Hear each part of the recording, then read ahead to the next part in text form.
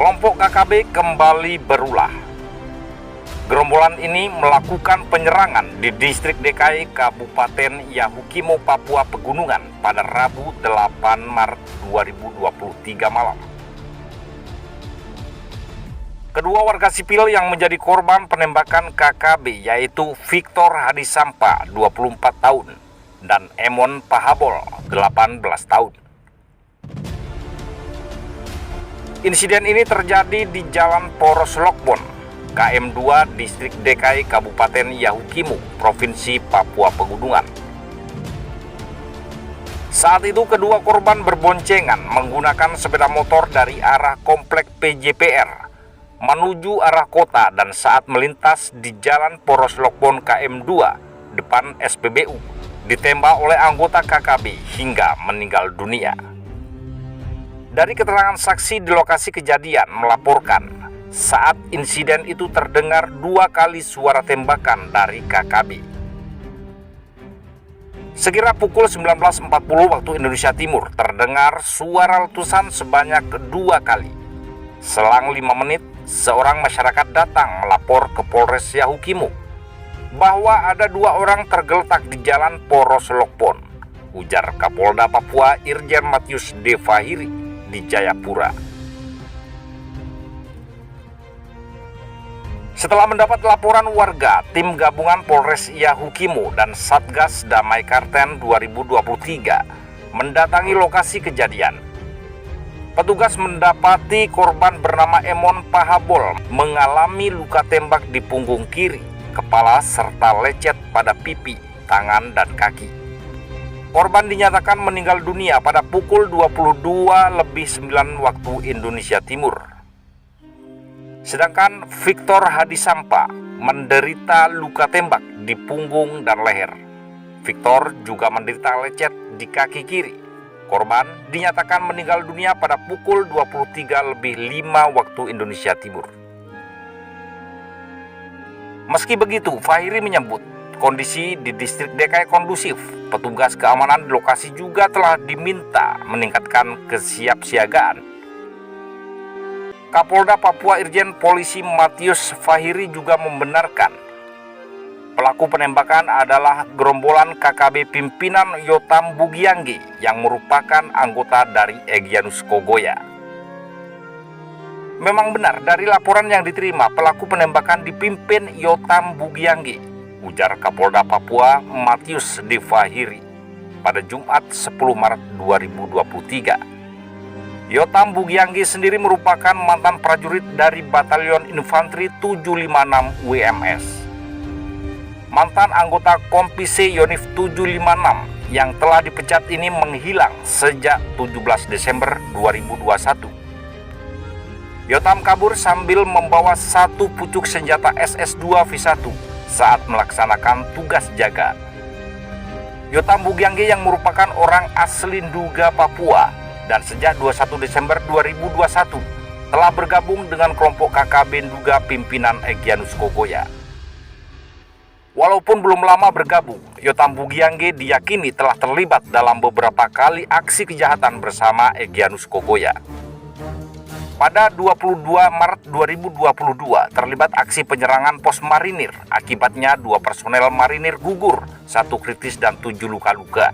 Para korban tewas dan luka dikarenakan pos yang mereka tempati ditembak menggunakan pelontar granat. Dan pada 16 Juli 2022 terlibat pembantaian terhadap 13 warga sipil di Kampung Nogolait, Distrik Kenyam, Kabupaten Duga. Dan pada 7 Maret 2023 bersama Egyanus Kogoya terlibat pembakaran pesawat Susi Air di Bandara Paru dan menyandera Kapten Pilot Susi Air, Philip Max Martin.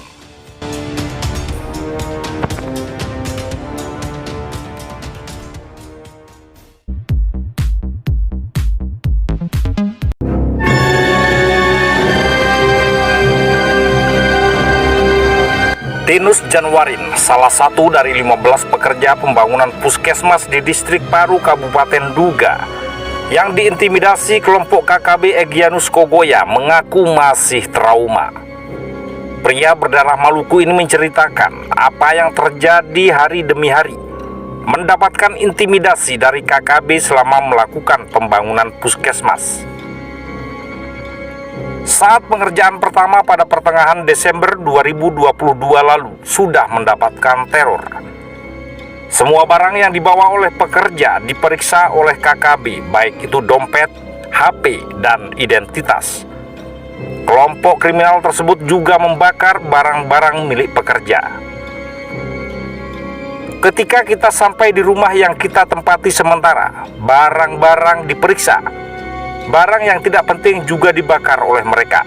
Identitas kita juga disita. Dan pada malamnya baru dikembalikan, kata Tinus di kediamannya di Timika pada Rabu 8 Maret 2023. Teror pertama dirasakan pada 29 Desember 2022. Pada malam hari, Egyanus dan kelompoknya datang ke Paru. Namun ia tidak mengetahui yang mana orangnya. Kita hanya dikasih tahu oleh masyarakat setempat, komandan besar di sini, tapi tidak dikasih tahu namanya, ungkapnya. Pada saat ada Egyanus dan kelompoknya, masyarakat setempat memberitahukan kepada kontraktor dan kepala tukang agar tidak boleh keluar di malam hari. Hanya boleh di tempat tinggal dan di tempat kerja juga.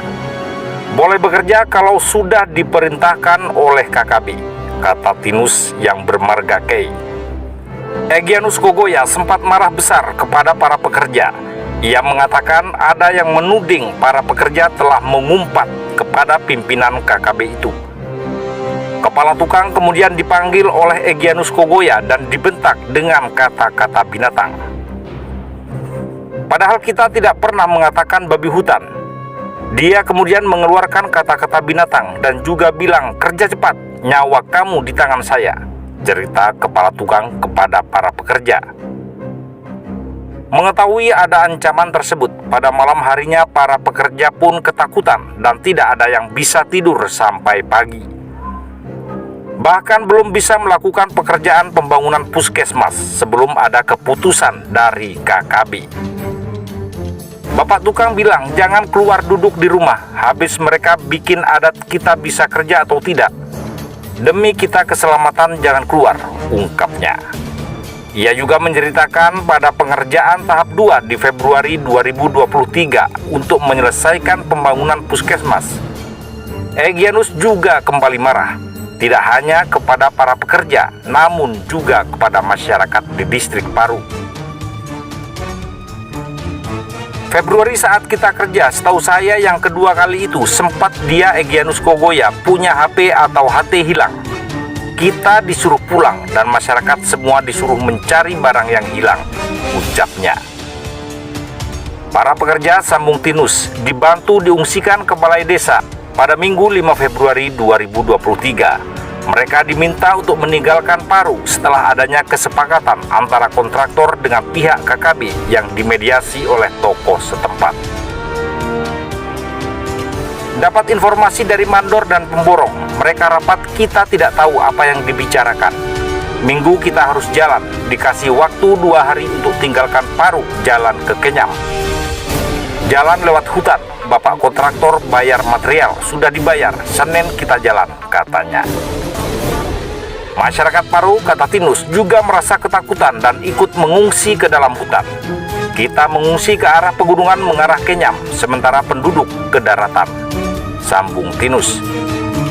Selama perjalanan 3 hari sejak Senin 6 Februari hingga Rabu 8 Februari, belum sampai di Kenyam, belasan pekerja berhasil dievakuasi oleh TNI Polri menggunakan helikopter. Saya lega saat mendengar helikopter dan pada saat di helikopter kita baru tahu kita sudah selamat. Ada Bapak Kapolres Nduga yang menyelamatkan kita dengan TNI evakuasi kita sampai Timika, ungkap Tinus. Tinus mengaku tidak mau lagi kembali ke Nduga. Saya masih trauma. Puji Tuhan saya dan teman-teman selamat, ucap Tinus.